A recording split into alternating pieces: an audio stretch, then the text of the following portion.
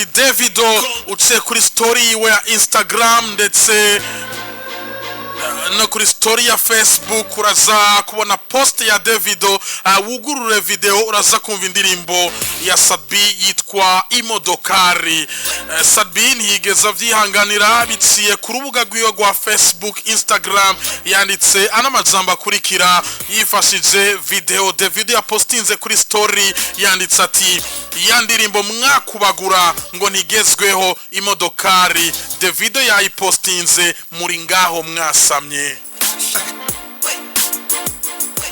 Sadbi yagarukirizaho. Sadbi yashize hanze video igaragaza umunezero udasanzwe yishimye kuba umuririmbyi Davido yapostinze kuri Insta story no kuri Facebook story cover irimwo indirimbo yiwe muri background. Sadbi yavuze ano majambo akurikira: utesa uchuye natesa. Yeah guys, today kuvuga ikirundi muri slang man.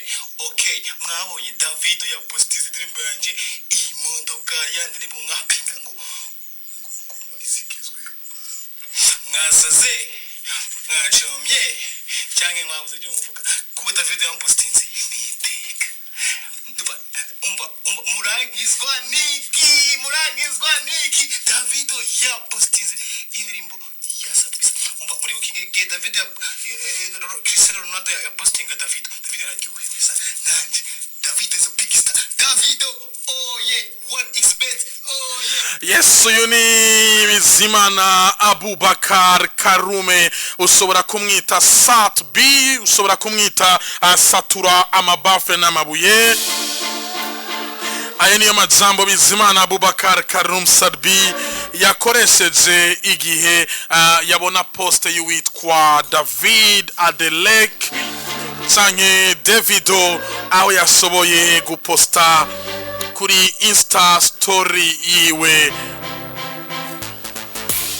muri background ya cover ya 1xbet. Davido yapostinze harimwo indirimbo ya Bizimana Abubakar Karume abenshi bazi ku izina rya Sadbi canke satura amabafre n'amabuye. Sadbati igihe Cristiano Ronaldo yapostinga Davido yararyohewe, reka nanze ndyoherwe kuko Davido is a big star. Davido no mustare munini. Aya niyo majambo canke Sadbi yakoresheje.